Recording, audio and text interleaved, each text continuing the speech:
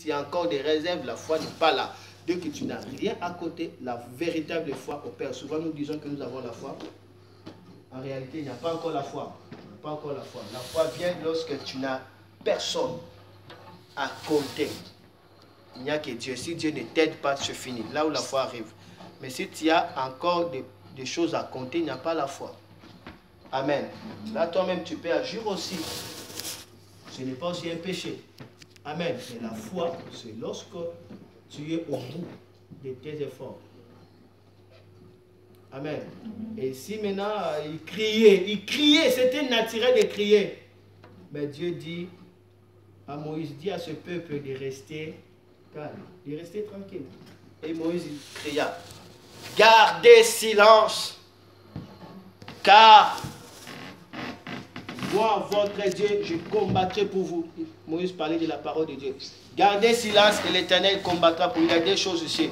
Gardez silence, l'Éternel combattra pour vous. Alors, si tu veux que l'Éternel combat pour toi, toi, tu as la responsabilité de garder silence. Garder silence, ça veut dire quoi? Placer ta confiance à Dieu.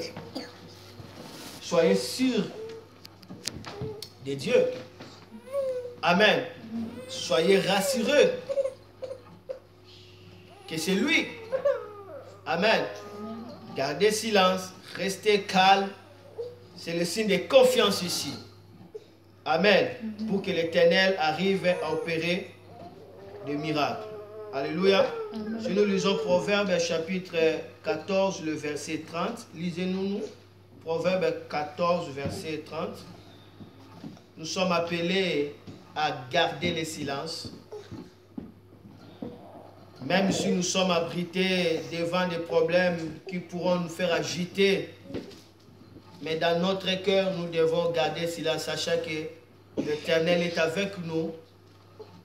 Il n'est pas loin de nous comme nous l'imaginons. Il est si près de nous et il est capable de faire de merveilles. Alors nous devons garder silence. Lisez-le nous s'il vous plaît, Proverbe 14, le verset 30. Qu'est-ce que dit la Bible là-bas? Je lis la parole de Dieu. Lis un peu haute voix s'il vous plaît. Je lis la parole de Dieu dans Proverbe 14, verset 30. Ok. Un cœur calme est la vie du corps. Oui. Mais l'envie de la carie, mais l'envie est la carie des os. Ok, un cœur calme est la vie du corps. Amen. Amen. La vie, d'accord, vient par le calme, d'accord. Mais l'envie, c'est le carie des os. L'envie, ça veut dire qu'il n'est pas calme. Celui qui a envie, ça dit n'est pas tranquille. Il fait qu'envie. Amen. Mais lisez encore Proverbe 17, 27.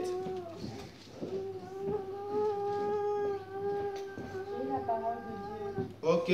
Dans Proverbe 17, verset 27. Hein? Celui qui retient ses paroles connaît la science, et celui qui a l'esprit calme est un homme intelligent. Celui qui a l'esprit calme est un homme intelligent. On parle de l'esprit. L'esprit calme, ça veut dire c'est le cœur.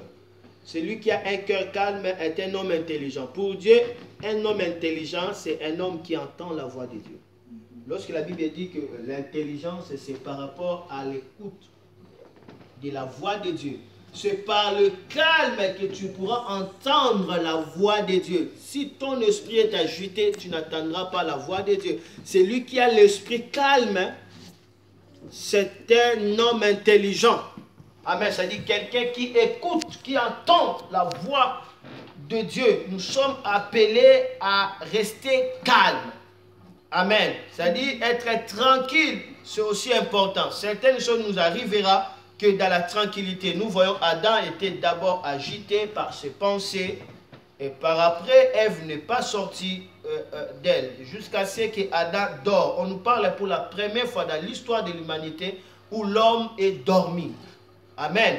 Et aussi, on nous parle aussi que par ce sommeil, Ève est sortie. Donc, lorsque Adam se reposa, Adam était dans l'état de calme.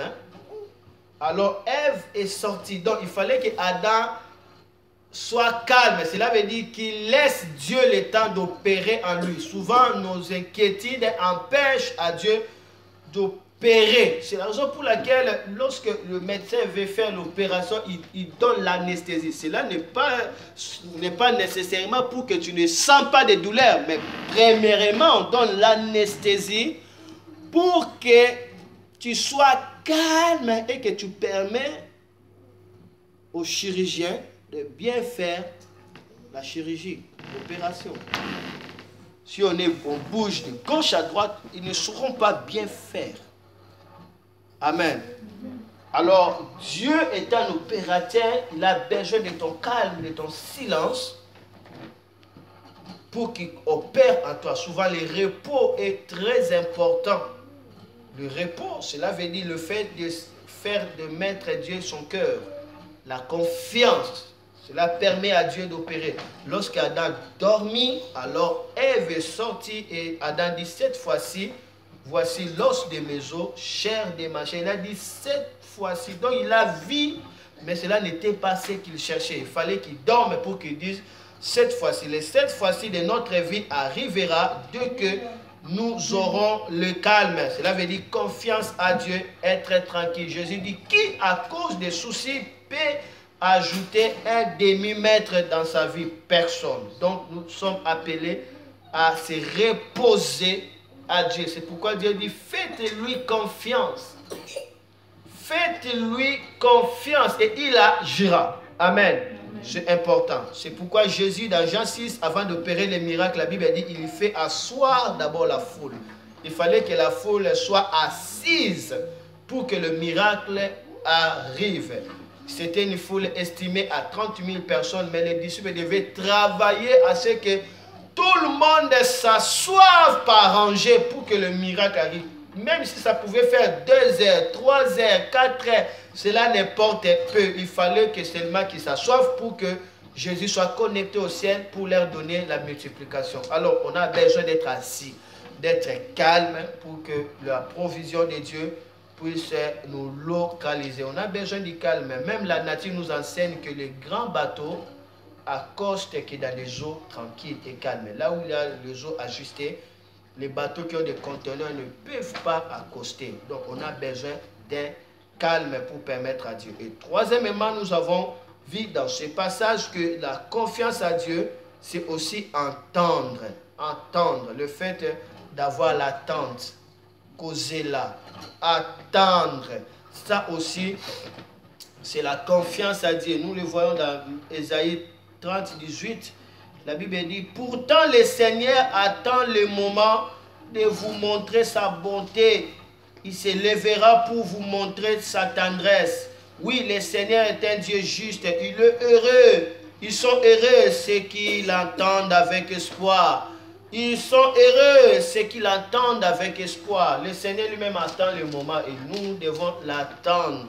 Ce moment-là avec espoir. La Bible dit, ils sont heureux ceux qui l'entendent avec espoir. L'attente, c'est aussi le signe de la confiance à Dieu. Attendre Dieu, c'est un signe que tu lui fais confiance. L'attente. Dès que tu as prié, tu dois avoir l'attente de la réponse. C'est le signe de la confiance. Amen. Dès que tu as donné l'offrande, tu as sémé, tu dois avoir l'attente que tu dois récolter. Celui qui a sémé, qu'est-ce qu'il fait? Il attend les jours de la moisson pour aller recueillir. L'attente, c'est important pour recevoir de Dieu. C'est la raison pour laquelle dans Ephésiens chapitre 3, verset 19 à 20, la Bible dit, c'est lui qui nous répond au-delà de ce que nous demandons et nous attendons.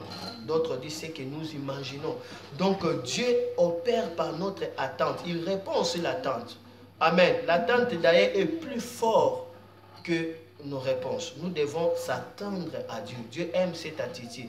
Beaucoup déjà prient mais n'ont pas d'attente. Ils prient, après c'est fini. Non. Celui qui a l'attente sera toujours concentré vers la personne qui est en train de l'attendre. Amen. Si peut-être tu attends quelqu'un qui va venir t'amener 100 000 euros, alors tous tes regards, tout ton cœur va porter sur cette personne-là. Tu attends, dans ta pensée, tu veux la voir. Amen. Si on sonne, tu vas faire quoi? Tu vas chercher, c'est qui? Si l'autre là, tu commences à te fâcher, n'est-ce pas? Parce que tu fais quoi? Tu l'attends, il faut qu'il arrive. Et lorsque nous avons cette attente vis-à-vis de Dieu, alors cela va ranimer notre confiance à Dieu. Amen. C'est aussi important. La Bible dit, ceux qui l'attendent avec espoir, ils sont heureux. Ceux qui l'entendent avec espoir, ils sont heureux. Heureux, cela veut dire tout simplement favorisé. Heureux, cela veut dire la personne est poursuivie par des meilleurs sorts. C'est ça, heureux. Ça veut dire avoir un sort meilleur. Regardez le dernier verset de la tente, c'est Job chapitre 11, le verset 18. Job chapitre 11, le verset